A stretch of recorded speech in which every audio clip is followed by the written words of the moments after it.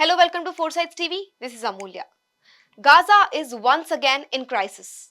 A recent attack during a humanitarian aid delivery in Rafah has killed at least 21 people and wounded many others. This tragedy shows how fragile life is in war zones. In this post, we will share the latest updates, explore how civilians are affected, and explain the urgent call for global action. We will also discuss the Red Cross's response and the wider humanitarian challenges. So, let's have a clear view of what is happening in Gaza today. Here's a special story from Foresights TV.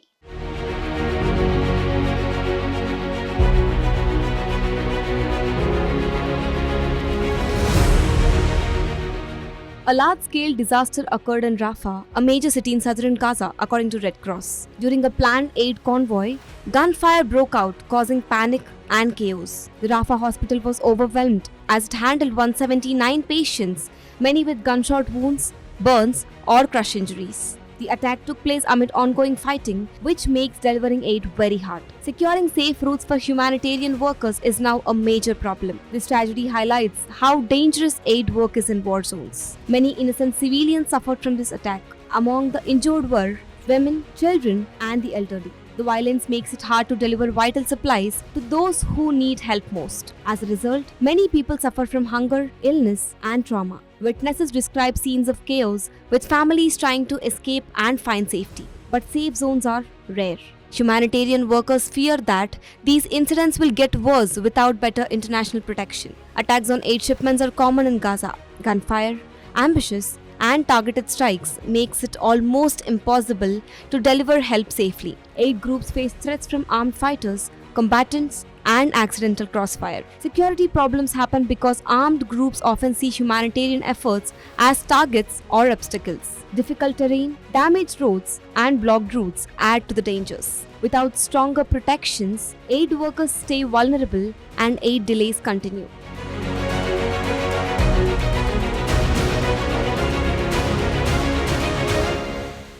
The Red Cross's hospital in Rafah is under heavy stress. Its team cares for those hurt in attacks and prepares for more emergencies. In the recent violence, they treated 179 patients, many of whom were women and children. Injuries ranged from gunshot wounds to severe burns. Medical supplies are running low. Staff work very hard to save lives under difficult conditions. The hospital's capacity is strained and shortages of medicines and equipment are common. The Red Cross reports many challenges facing Gaza. Supplies of medical items are running out quickly. Safe routes for aid are hard to find. Fighting makes aid delivery risky. Security threats means aid workers often cannot reach affected areas or have to work under strict limits. These delays add to suffering and prevent timely help. The Red Cross urges the world to step up. It calls for secure ways to deliver aid. Without more support, the crisis will grow worse. Leaders from the Red Cross emphasize protecting civilians and aid workers. One official said, "We cannot do this alone. We need urgent help to stop attacks on aid convoys." They ask for more protection, funding, and diplomatic efforts. The goal is to make sure aid reaches those in need. Their message is clear: safety for civilians and aid workers is key to ending this cycle of violence and suffering.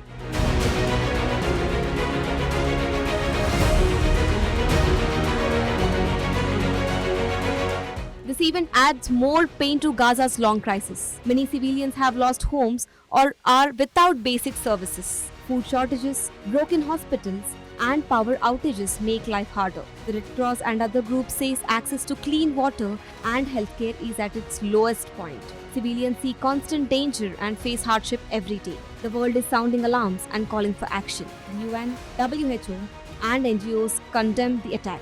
They urge all sides to protect civilians. Diplomats are working to get ceasefires and create safe paths for aid. Many countries push for talks to stop violence against aid workers and civilians. Without real steps, more tragedies are likely to happen. Laws and global rules exist to protect aid work, but many are ignored. Protecting aid workers in hospitals must be a priority. Attacking on medical facilities put lives at risk and slow down help. Every attack worsens the suffering and makes it harder to save lives. Protecting aid efforts is vital for ending the suffering.